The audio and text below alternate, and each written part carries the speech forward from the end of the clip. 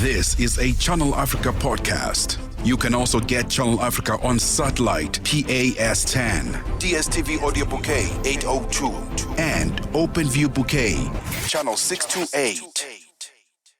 Now, Dr. Matanga, we spoke about this, I think, sometime last week, and the fact that Africa is open for business, and looking at the different parts of the region where the Western leaders are literally hitting the African continent.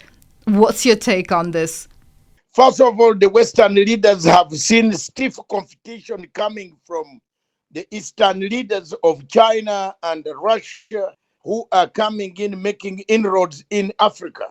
And Africa must be very careful not to be part and parcel of a new Cold War that is returning, where Russia goes, European Union follows the following day.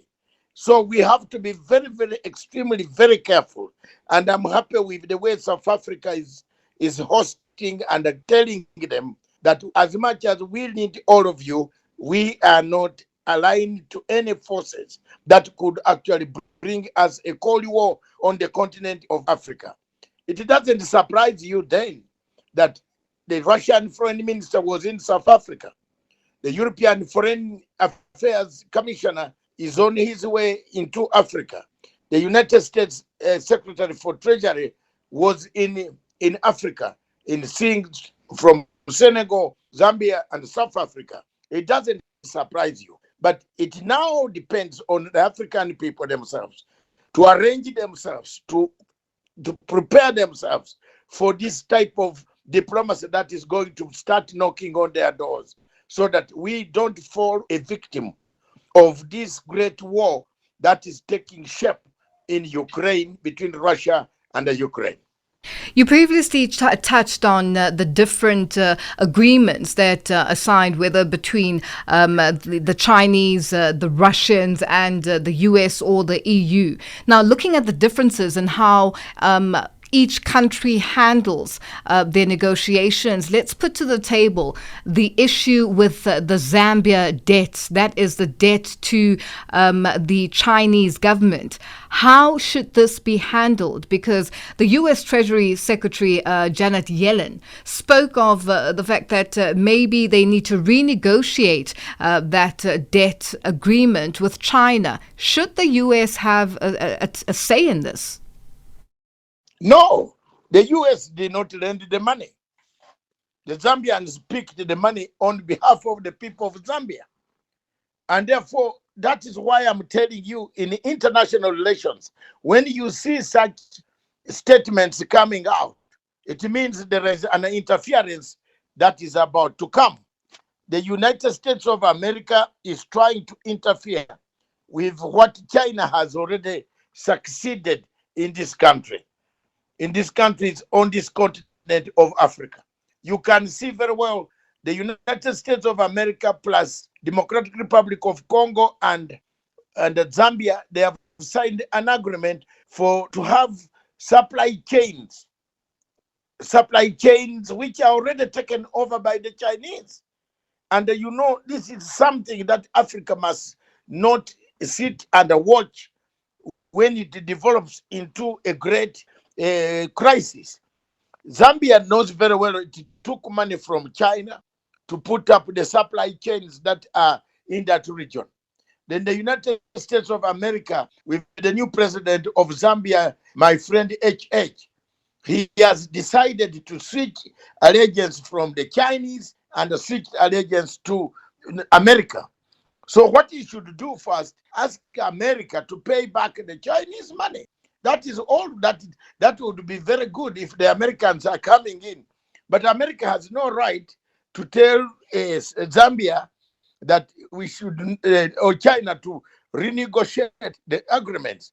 You see, the crisis that is around that region, with the putting up of, I have never seen an American base being in an interior of an African country.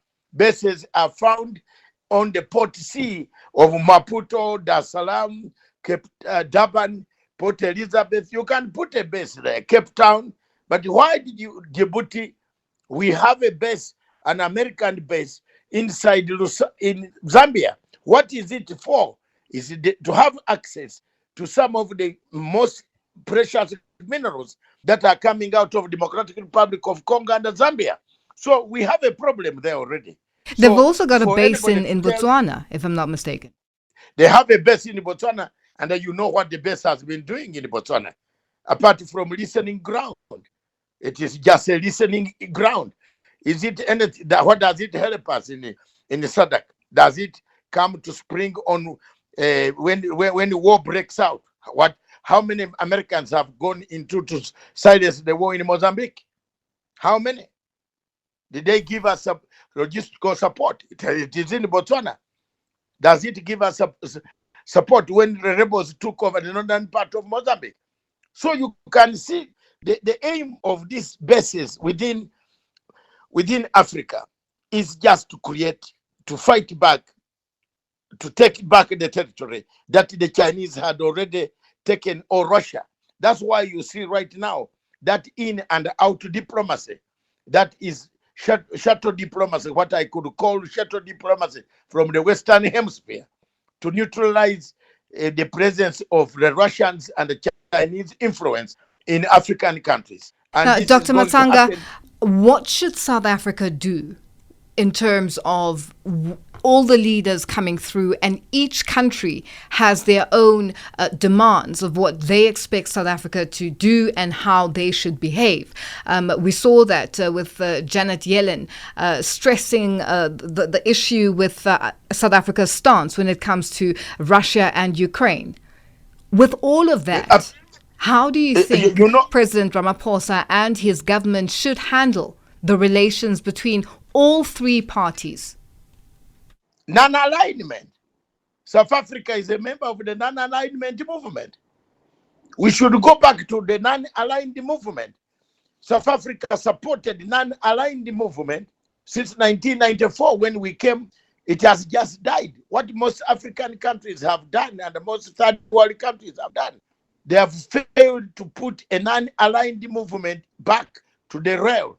When Fidel Castro was alive, Yugoslavian Tito Marshal Tito was alive, Indira Gandhi was alive. This movement was very crucial in neutralizing the communists and the Western Hemisphere influence over decisions in the whole world. So what South Africa should do, and what President Ramaphosa, you know why they're interested in President Ramaphosa? Because South Africa is already a member of the BRICS, and therefore they don't want South Africa to be very instrumental with Brazil and other countries. And now Saudi Arabia and other countries are coming in to say, hello, we better change course. We better start doing something differently. So that's why you see they are putting pressure on President Ramaphosa and his government to make sure that he doesn't, accept. They will come with a lot of, sweet things, incentives, to try to give incentives so that South Africa does not lead us the way. South Africa is a leader on the continent of Africa in terms of foreign policy and foreign management. Therefore, we look at South Africa as the spear, the eye of Africa. When they tell us to go, we go. So South Africa should remain steady the ship, create a non-aligned movement, which you don't take in. Because some of these countries really in the West, for example, America makes promises, but most of the promises come within 4 years, a new government has changed. Another man, a radical like Trump, comes in, cancels everything that he promised. Things change. Now, Dr. Matanga, I can't let you go before asking you, we need to wrap this up. Speaking of the European countries and Western countries, we see what the Sahel countries are now doing. First it was Mali, and now Burkina Faso has basically told the French and the French President Emmanuel Macron to leave their country and they will sort out their military issues in that country. What's your take on what's taking place in the Sahel and with regards to now the fact that these European countries and these whether China, Russia are now realizing that Africa is open for business? Let me tell you, the problem of Sahel begins with the killing of Muammar Gaddafi. And Muammar Gaddafi had stopped the Sahel region from becoming an Al-Qaeda ISIS enclave. The killing of Muammar Gaddafi and destruction of Libya is the result you see in Mali, Burkina Faso, Cote d'Ivoire, Senegal, all those places, Chad, Central African Republic. ISIS is growing. The Al-Qaeda cells have come back and they are operational. Nigeria, you don't tell me that there's an election in Nigeria. Lulu, it will be a miracle for you to have an election in Nigeria where kidnap is the daily issue, bread for the people of Nigeria. So what is happening in the Sahara region? The French policy has not worked on security. The French seem to be coming to take the minerals, but they are not bothered about Africans being butchered. Therefore, the generals, the younger captains, the younger lieutenants, the younger generals who are coming up, taking over governments there, are changing direction. That podcast was courtesy of Channel Africa, the African perspective.